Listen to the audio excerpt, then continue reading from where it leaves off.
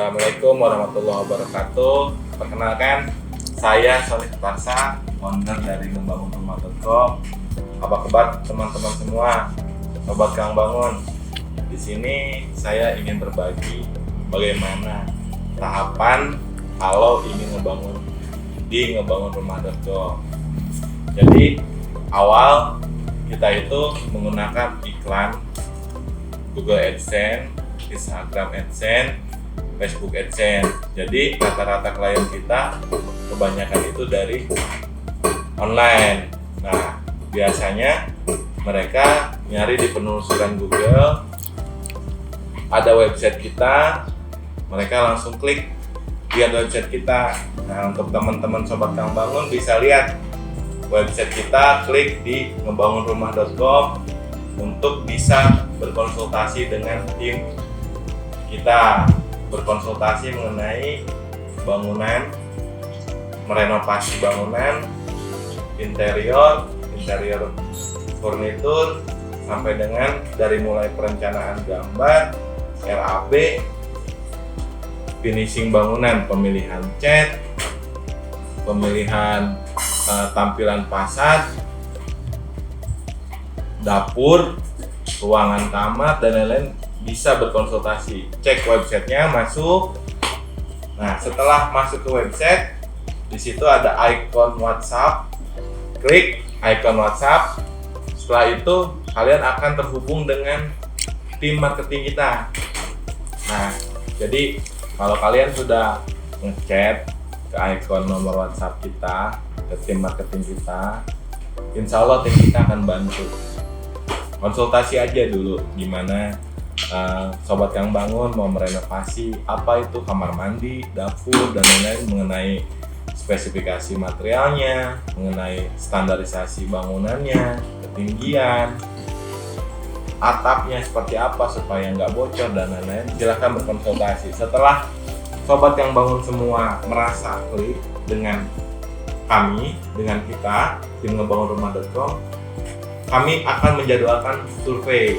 Nah, di situ tim marketing akan menjadwalkan waktu, hari, jam, ya.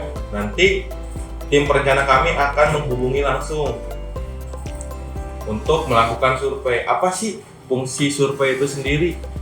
Sobat Kang Bangun perlu tahu semua kenapa harus dilakukan survei. Yang pertama, kita harus mengetahui gimana kondisi bangunan yang sekarang, renovasinya mau apa aja, spesifikasinya itu mau menggunakan material apa, interiornya mau seperti apa. Silahkan berkonsultasi langsung juga dengan tim perencana kami di lokasi, di rumah sobat Kang Bangun semua, atau di area tanah yang akan dibangun. Di situ tim perencana akan mengukur ukuran luas bangunan, luas tanah, dan akan mencatat detail mengenai kebutuhan sobat Kang Bangun semua.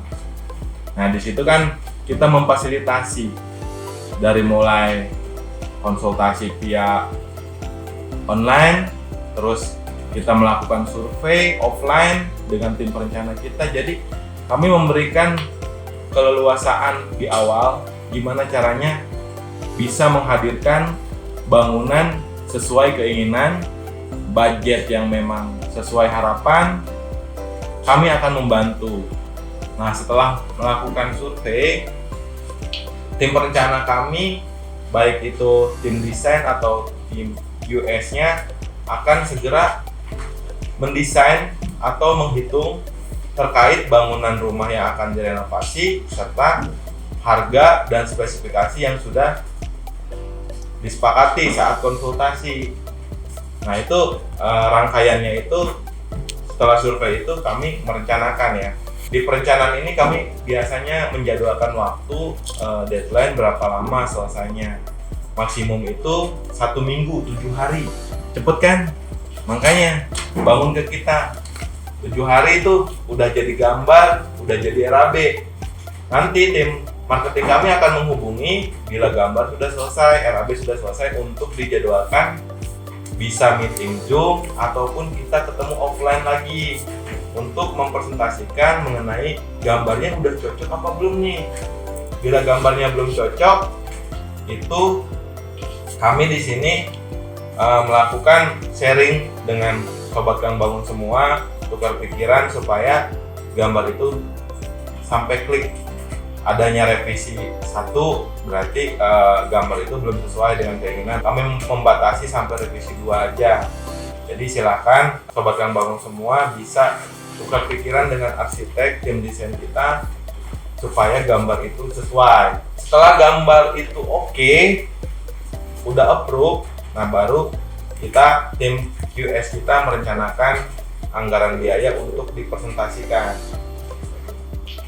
Setelah itu, bila terjadi take and give, kecocokan, budget itu sudah sesuai. Nah, setelah dari tim perencanaan, kita akan melakukan langsung surat penandatanganan kontrak kerja. Nah, itu dokumennya kami siapkan dulu untuk dipelajari. Sobat Kang Bangun semua bisa pelajari dulu dari mulai sistem pembayaran, waktu pelaksanaan, terus bila ada keterlambatan waktu dan lain-lain itu ada semua di SPK. Termasuk draft dokumen yang kami sampaikan tadi, gambar sudah selesai, RAB sudah selesai, spesifikasinya sudah selesai. Kami akan tuangkan semua itu di dalam dokumen setransparan-transparannya. Termasuk QS kami akan mendetilkan semua volume pekerjaan di lapangan sesuai semua dengan apa yang sudah direncanakan di gambar. Jadi di sini kita nggak ada kekeliruan ya, dalam artian kita tidak ada dusta di antara kita kalau bahasa sekarang itu. Jadi sebisa mungkin kita benar-benar setransparan mungkin memberikan informasi maupun terkait dengan dokumen-dokumen yang akan kita tanda tangani bersama. Di dalam isi SPK itu semua detail, pasal-pasalnya dan lain-lain. Nah, baru kami akan melakukan penandatanganan kontrak kerjasama dengan sobat Kang Bangun semua. Bila selesai penandatanganan kontrak kerja, nah kami dengan tim pelaksanaan itu akan melakukan persiapan mengenai pembangunan renovasi rumah sobat Kang Bangun semua. Nah, itu untuk tim pelaksanaan sendiri di kami itu setiap proyek itu kami delegasikan satu pelaksana. Jadi untuk memonitor dari awal sampai dengan akhir serah terima pembangunannya itu sesuai dengan apa yang sudah kita sepakati di awal. Setelah dilakukan kontrak kerja, kita melakukan pelaksanaan, di situ kita akan saling memonitor antara kami pihak penyedia jasa dan sobat Kang Bangun semua sebagai konsumen. Di situ akan terjadi monitor setiap per 2 hari sekali. Sobat Kang Bangun akan menerima review laporan progres lapangan dari tim kami, dan per 2 minggu sekali akan dilakukan review bersama sobat Kang Bangun semua tentunya di lapangan, mereview progres berdasarkan dari apa yang sudah kita sepakati. Bila ada kerja kurang atau kerja tambah di dalam bahasa SPK yang sudah kita sepakati, itu harus ada surat persetujuan dari pihak kami serta RAB adendumnya. Diusahakan sih jangan ya matengin di awal, karena kenapa? Itu terkaitannya dengan waktu, akan menambah waktu dan lain-lain. Nah, untuk di lapangannya sendiri kami memiliki banyak mitra kepala tukang yang sudah terjamin secara kualitas. Kenapa kami sampaikan sudah terjamin kualitasnya? Karena memang mitra-mitra kami ini adalah mitra-mitra yang sudah tersortir, terpilih dari waktu ke waktu yang sampai dengan hari ini bermitra dengan kami. Jadi untuk sobat Kang Bangun semua, jangan takut bangunannya tidak sesuai ekspektasi. Dari mulai pekerjaan plesteran, acian, ataupun pekerjaan-pekerjaan yang sifatnya sensitif, pempipaan dan lain-lain, itu akan kami perhatikan, karena di dalam proses pelaksanaan ini kami juga melakukan beberapa evaluasi baik internal maupun eksternal bersama tim pelaksanaan. Kami juga memiliki koordinator pelaksanaan di mana tugasnya untuk mendelegasikan semua pelaksana, memonitor semua pelaksana di dalam aktivitas pelaksanaan bangunan dan berkomunikasi terus dengan si kepala tukang. Setelah bangunan itu 70% akan selesai, kami melakukan yang disebut kontrol tes masing-masing fungsional bangunan. Nah, di sini saya akan menjelaskan beberapa controlling yang dilakukan oleh tim pelaksana mengenai fungsional bangunan. Di situ kita melakukan ada yang namanya tes rendam. Tes rendam itu dimana kalau seandainya bangunan itu ada palang beton, itu dialiri oleh air selama 1x24 jam. Apa sih fungsinya? Fungsinya itu untuk mengetahui kualitas palang itu bocor atau enggak, rembes apa enggak.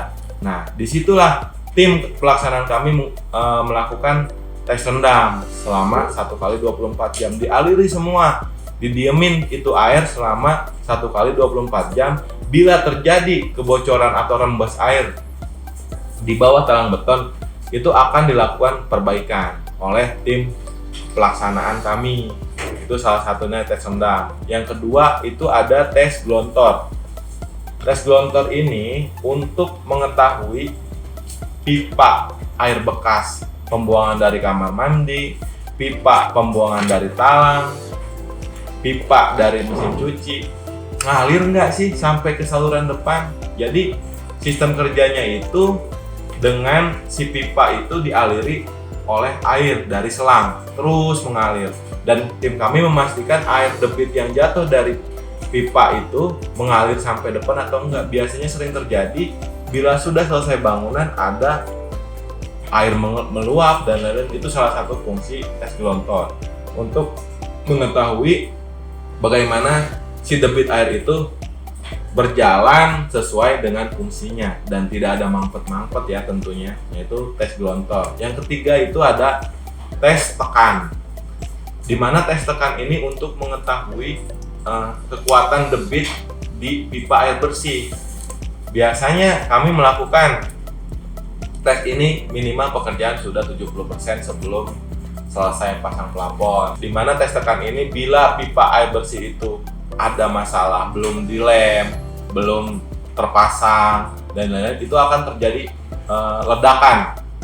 Nah, sebelum itu semua terjadi setelah finishing atau serah terima, itu kami lakukan pengetesannya di pekerjaan 70% untuk supaya air bersih yang mengalir dari mulai toren, dari sumur ke toren ke keran-keran itu berfungsi dengan baik. Biasanya kan sobat Kang Bangun sering mengalami di mana si keran itu mampet, terus tiba-tiba nggak keluar air, salah satunya dari kontrol tes tekan itu sendiri. Setelah itu ada tes merger. Tes merger itu untuk mengetahui sambungan-sambungan aliran listrik di dalam rumah itu setelannya benar apa enggak, gitu. Sambungannya benar apa enggak. Bila terjadi pas pengetesan merger itu OHM-nya itu tidak sesuai, itu akan terjadi korslet atau ledakan juga di dalam aliran listrik sendiri. Makanya yaitu salah satunya juga kami melakukan pengetesan itu sebelum bangunan itu serah terima. Jadi sobat Kang Bangun nggak perlu khawatir untuk ngebangun rumah menggunakan jasa kami, karena kami mempunyai SOP standar perusahaan yang memang jelas, transparan, dan dari harga pun kami akan bisa menyesuaikan. Nah, setelah dilakukan tes itu sendiri, review selama waktu pelaksanaan, selama jangka waktu yang sudah ditentukan, akan dilakukan pra serah terima. Jadi kami melakukan checklist bersama konsumen sebelum pekerjaan itu 100%. Minimal pekerjaan itu sudah finishing ya, sudah pengecetan, sudah mau jadi. Kenapa? Apa fungsi checklist itu? Bila mana ada pekerjaan yang belum sesuai, sobat Kang Bangun bisa berkomunikasi langsung ke kami atau tim pelaksanaan mengenai terkait bangunan yang memang harus dikoreksi atau diperbaiki, catnya kurang merata ataupun ada titik bocoran pintunya belum sesuai, buka tutupnya masih mengganjal atau dan lain-lainnya, itu bisa dilakukan perbaikan dulu sebelum kita serah terima.